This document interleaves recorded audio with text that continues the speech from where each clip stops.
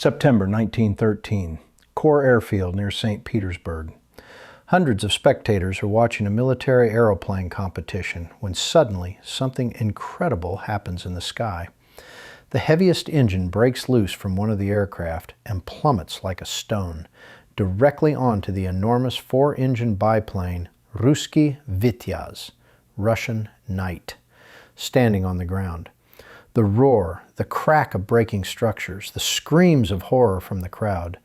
The engine pierces two wings of the giant and smashes the crankcase of one of the motors.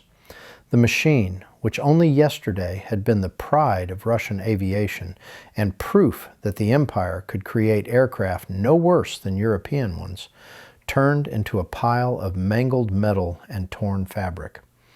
But the designer, Igor Sikorsky, looking at the wreckage of his brainchild, does not despair. On the contrary, in his mind, the image of a new aerial giant is already forming, one that will eclipse everything created before it. Machines destined to become a legend and strike terror into the enemies of the Russian Empire. The early 20th century was a time of rapid technological breakthrough. The Tsarist government understood perfectly well that Russia was lagging behind the leading European powers in aviation, and this lag had to be eliminated at all costs.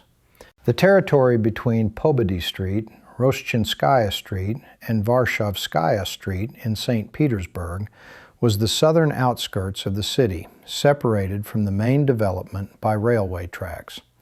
It was here that an airfield had been located since 1910, serving as a base for the first aviation company of the Guards Corps. The place received a simple and clear name, Corps Airfield. Every autumn, large-scale events unfolded here, designed to stimulate the development of the domestic aviation industry.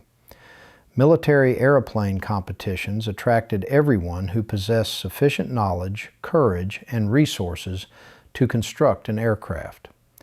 The competition rules were quite simple. Anyone could participate if they could build an airplane in accordance with the technical requirements and successfully complete the established test flight program on it. The prize fund was quite substantial. The winner received not only a monetary prize, but also a contract to supply their machines to the military department. The sums were so attractive that even large industrial enterprises with solid experience in aircraft construction participated in the competition. One such participant was the Moscow Dukes factory, which brought several of its Moeller model airplanes to the 1913 competition. It was one of these aircraft that became the culprit of the catastrophe that changed the course of Russian aviation history. During the execution of the flight program, the unthinkable occurred. The power plant of one of the Duke's aeroplanes broke loose from its fastenings. The heavy engine, like an artillery shell, flew downwards, choosing its target.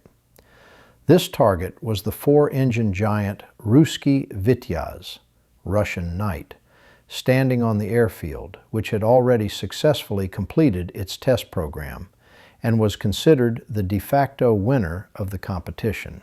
The 4-ton machine was a true pride of Russian aircraft designers. Its creator, the young engineer Igor Ivanovich Sikorsky, proved with his brainchild that a heavy multi-engine aeroplane could be not only a reliable means of transport for passengers, but also a formidable combat apparatus capable of carrying onboard weapons to combat enemy airships.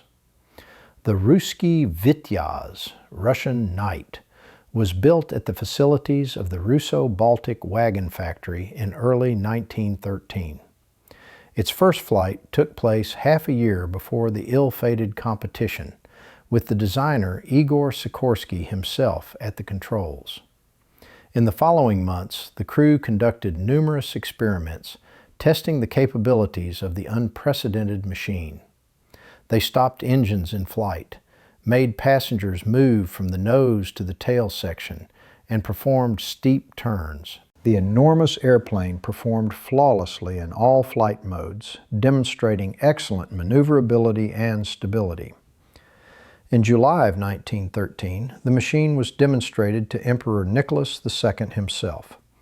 The Tsar showed considerable interest in Sikorsky's creation, and until September, the Ruski Vityaz carried numerous high-ranking guests, officials, and military personnel through the sky. A metallic monster falling from the sky inflicted severe damage on the Ruski Vityaz. 2 wings were punctured clean through, and the crankcase of one of the 4 engines was shattered. The damage was so substantial that restoration would have required many months of work and immense expense. Sikorsky did not ponder the fate of the damaged machine for long. The decision was made quickly and irrevocably. The Ruski Vityaz would not be restored. In the young designer's mind, the image of a new aerial giant had already formed, one that was destined to surpass its predecessor in all parameters. The experience gained from the creation and operation of the first multi-engine airplane became an invaluable foundation for the new project. Igor Ivanovich Sikorsky was born in Kiev in 1889. From early childhood, the boy was obsessed with the idea of flight. He built flying models, studying everything related to aerodynamics and the mechanics of flight. He received his education in Petersburg, then continued his studies in Paris, and returned to Kiev. From a young age, Sikorsky was particularly drawn to vertical takeoff aircraft. In 1908, when Igor was only 19 years old, he built his first helicopter. However, the machine was imperfect. The design lacked a swash plate mechanism which made control extremely difficult. Nevertheless, the young inventor demonstrated his creation at an aeronautical exhibition in Kiev, where it generated some interest. In 1910, Sikorsky created an aeroslod, and 2 years later he built his first full-fledged airplane. In 1912, Igor Ivanovich received his official pilot's license and began independently testing his machines. It was during one such flight that an incident occurred which defined the designer's entire future career. The engine of his airplane suddenly stalled in midair.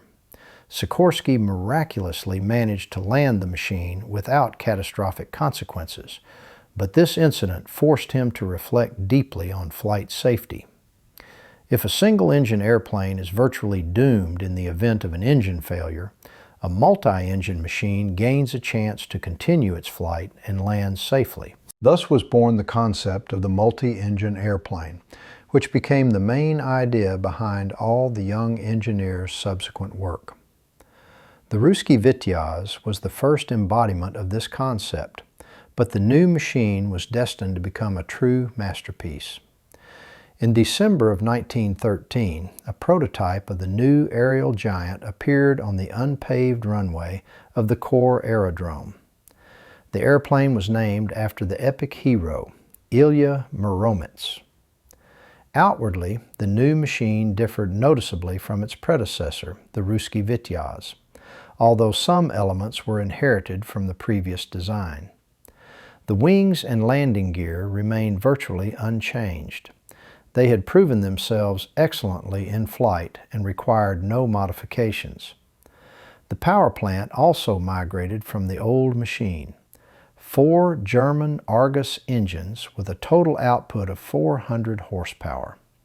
However, Sikorsky was well aware that the German engines were far from ideal in terms of reliability. However, there was no alternative. Domestic aviation engines of such power simply did not exist. The main innovation was a fully enclosed pilot's cabin located inside the fuselage.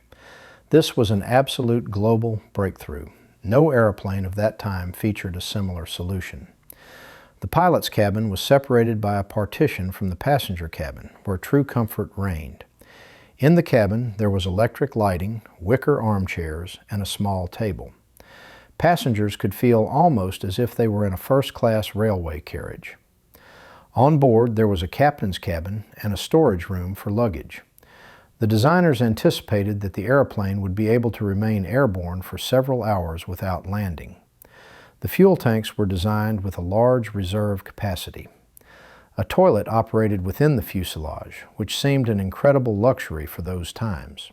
The pilot's cabin allowed for changing pilots directly in flight, which significantly increased the machine's autonomy. The only serious problem remained the German Argus engines.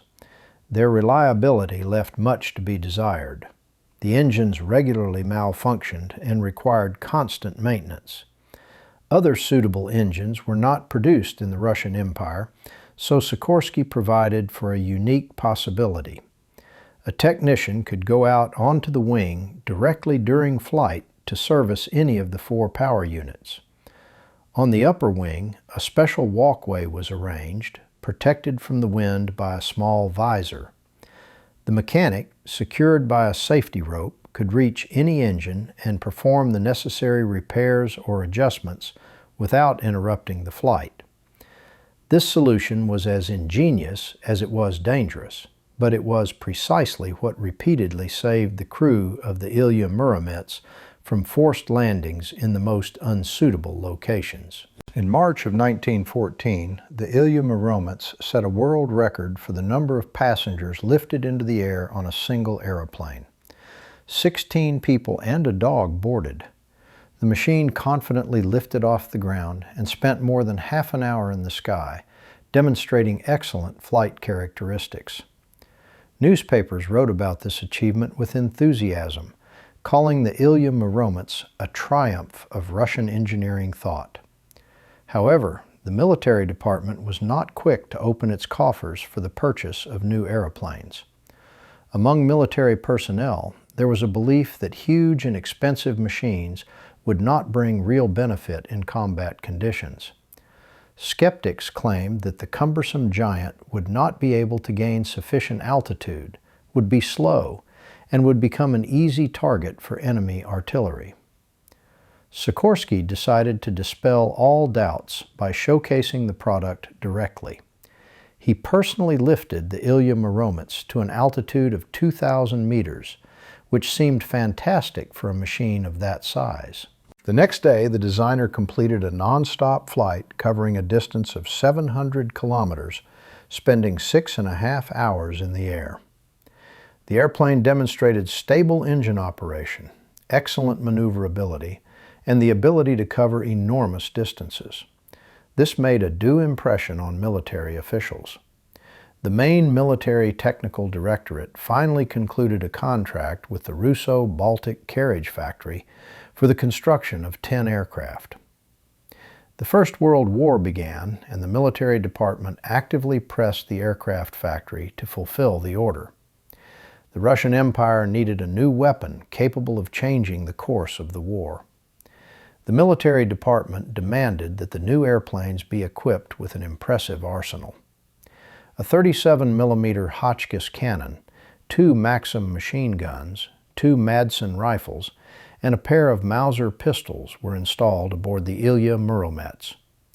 Such armament transformed the passenger liner into a true flying fortress, capable not only of dropping bombs, but also of engaging in fire combat with enemy fighters. However, reality proved to be far from the ideal picture painted by the military officials. The Russo-Baltic factory rushed to fulfill the state order, and in this haste, manufacturing quality plummeted catastrophically. The aircraft arrived for acceptance in such a state that military engineers threw up their hands in despair. One official report indicated that the airplanes were unfinished, many components required refinement, and some structural elements were simply missing. The engines also inspired no confidence. The starting system was manufactured extremely carelessly, which caused the engines to start not all at once, but one by one, creating a danger during takeoff. The military tried to rectify the factory defects themselves to send the aircraft to the front as quickly as possible. Engineers worked day and night overhauling engines, reinforcing fastenings, and refining the control system. The war would not wait. The enemy was advancing, and every day of delay could cost thousands of soldiers their lives.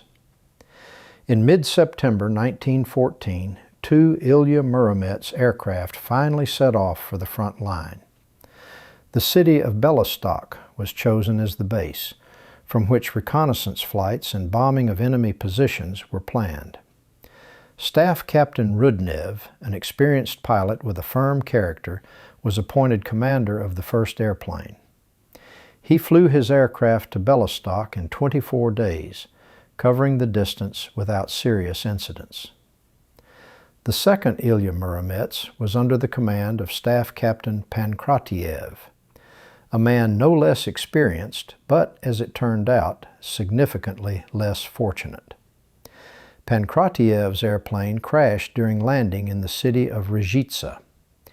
The aircraft was descending for landing in normal mode, but at the moment of touching the ground, something terrible happened. Behind the pilot's cabin, the fuselage broke in half.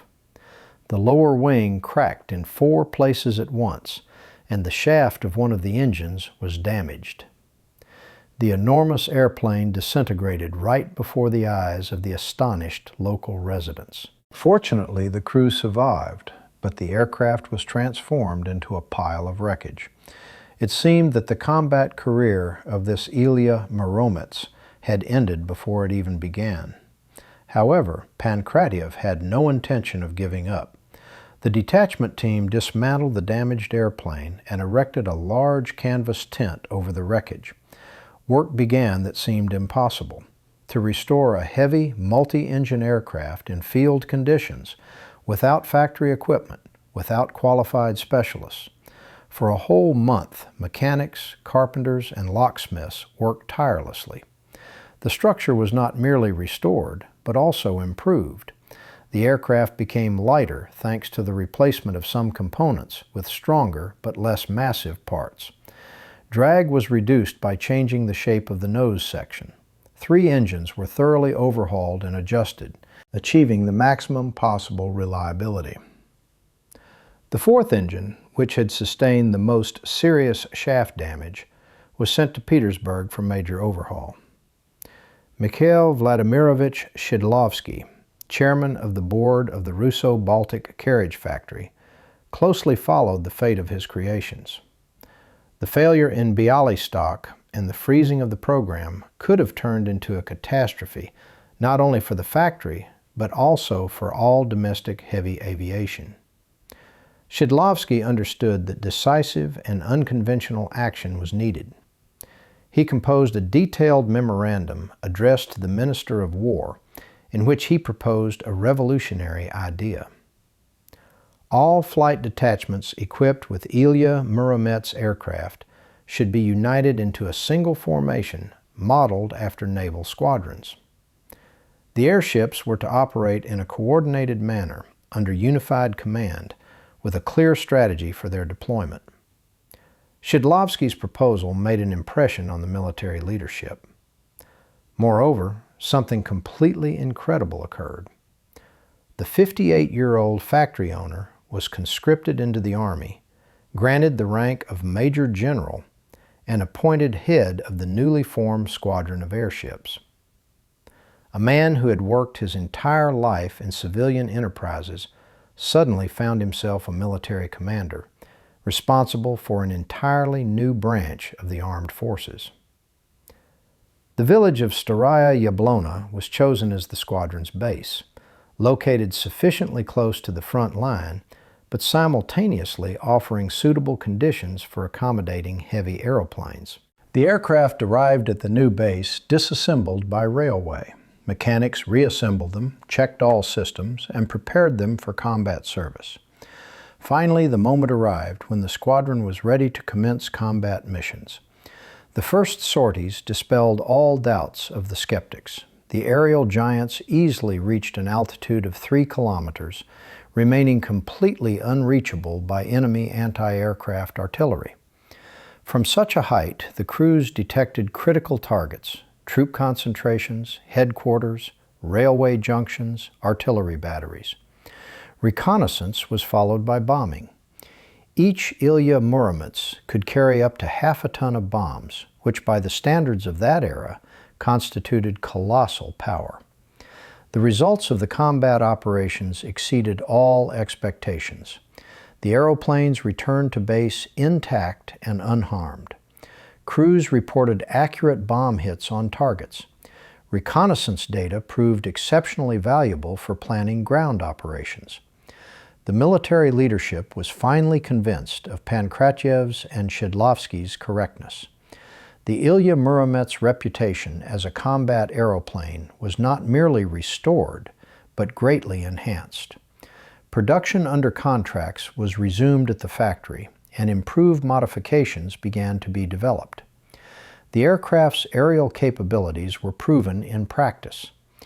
In skilled hands, the Russian giant transformed into a formidable and effective weapon. German pilots quickly understood the adversary they would have to face. Fighters of that era could not reach an altitude of 3 kilometers, and attempts to attack the Ilia Muromets at lower altitudes ended disastrously for the attackers. The Russian giant's powerful defensive armament allowed it to fire in virtually all directions. The Germans preferred not to engage with these aircraft, bypassing them. This led to crew commanders starting to take more bombs and fuel on board instead of some machine guns. Why carry excess weight if the enemy was reluctant to attack anyway? July of 1915 introduced significant adjustments to this tactic. One of the Ilia Muromets aircraft was returning from a combat mission when it was attacked by 3 German Albatros fighters simultaneously. The enemy acted in a coordinated and aggressive manner, clearly having received orders to shoot down the Russian bomber at all costs. Machine gun bursts riddled the fuselage, puncturing the fuel tanks on the port side. The engine cooling system radiators were damaged. The fuel line was severed, and fuel streamed out in torrents, creating a threat of fire and explosion. Shells struck the pilot's cockpit. Shrapnel wounded the aircraft commander, but he continued to hold the control column, performing an anti-aircraft maneuver while simultaneously evading the fighter attacks. The crew opened return fire from all machine guns on board. The gunners fired coolly and accurately, despite the aircraft shuddering from hits and the air filled with the roar of gunfire and the whistle of passing bullets. One of the German Albatros aircraft was damaged and forced to withdraw from the fight. The 2 others continued to attack, but less resolutely. The intensity of fire from the Russian giant forced them to maintain a respectful distance. The wounded pilot, with his last strength, guided the airplane towards the front line. Fuel was leaking, the engines were sputtering, and control became increasingly difficult. Finally, the trench line appeared, separating the positions of the Russian troops from the German ones. The Ilia Muromets crossed the front line and began to descend. The pilot chose a marshy meadow for landing, the only more or less level spot in the vicinity.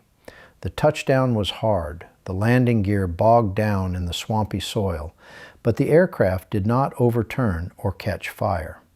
The crew emerged alive from the damaged fuselage. The airplane was written off as beyond repair, but the aircraft commander received the Order of St. George 4th Class for his displayed courage and skill. This battle became a turning point.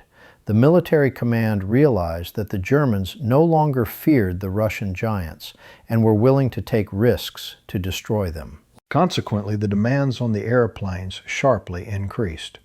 The aircraft had to fly faster, climb higher, carry more bombs, and at the same time possess enhanced protection against fighter attacks.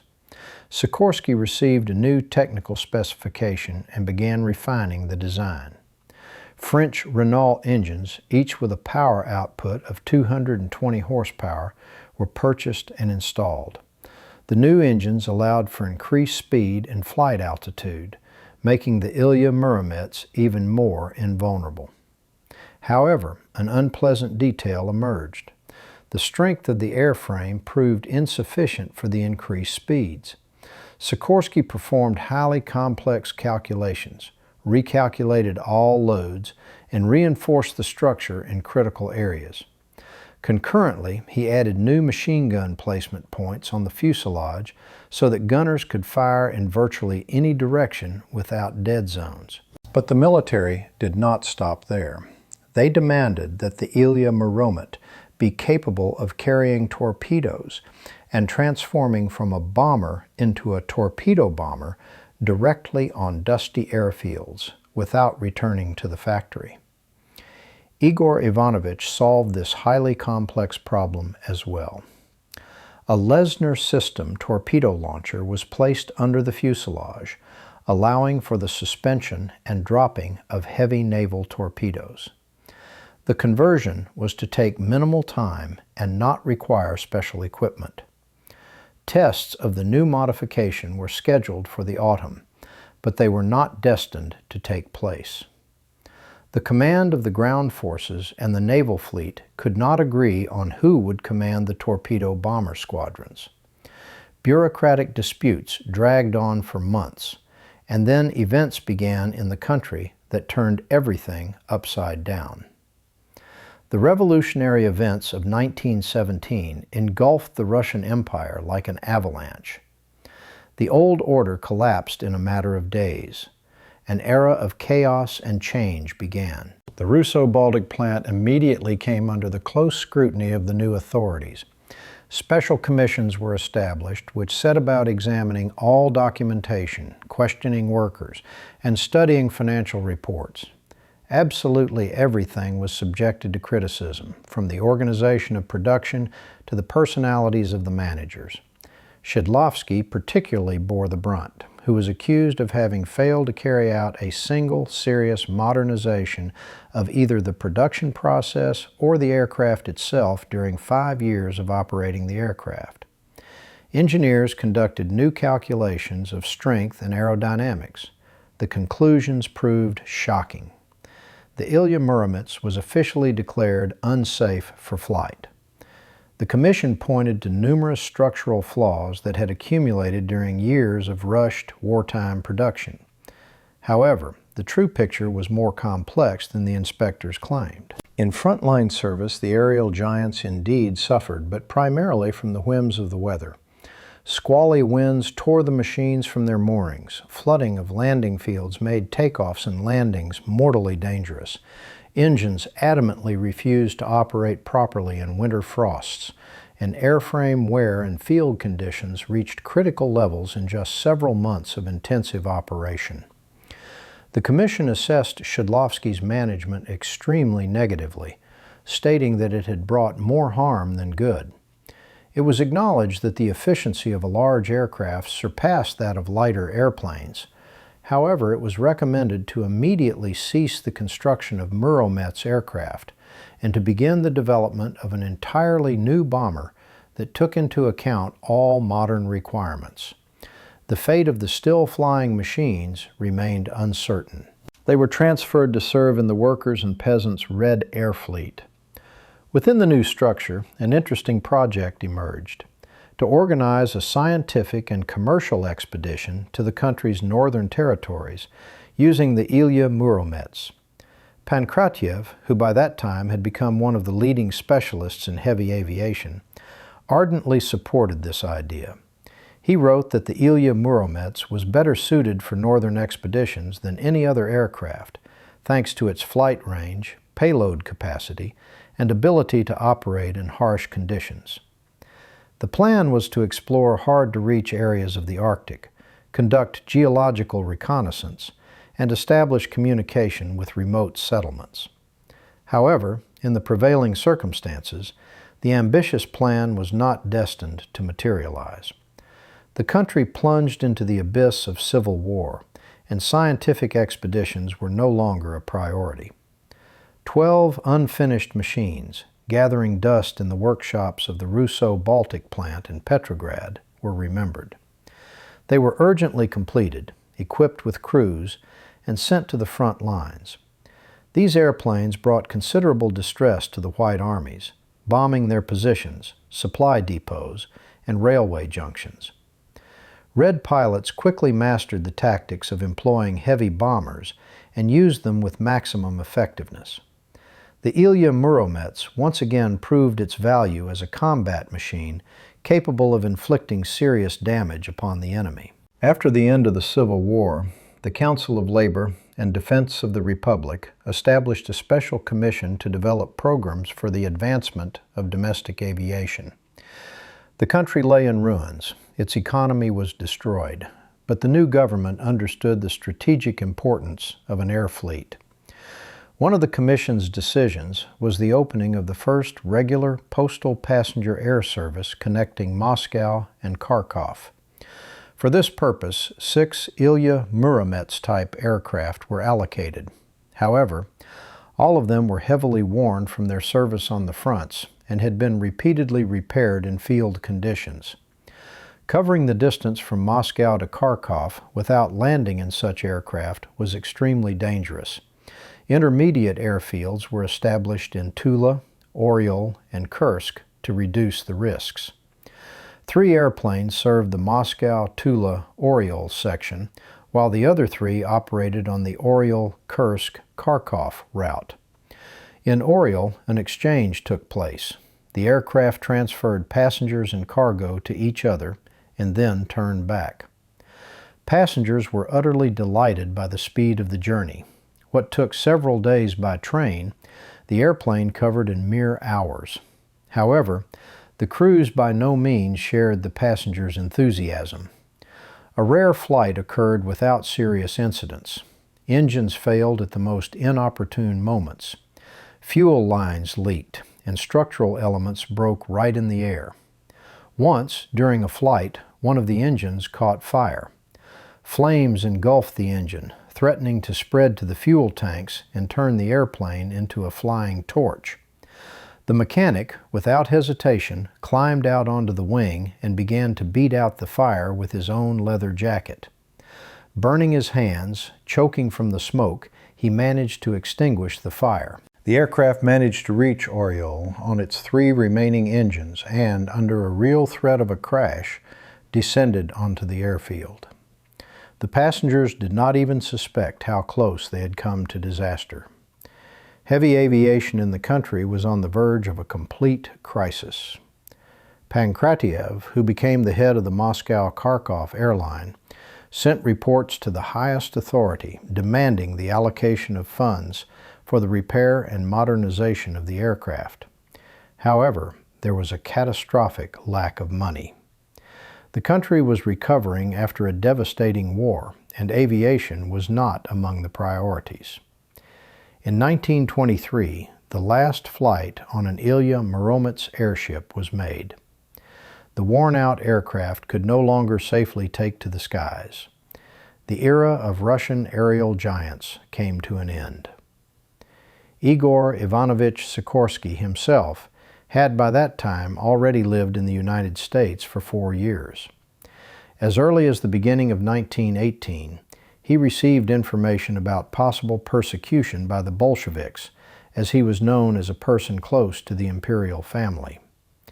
The designer immigrated to America, where he created the VS-300 helicopter with 1 main and 1 tail rotor and a swash plate.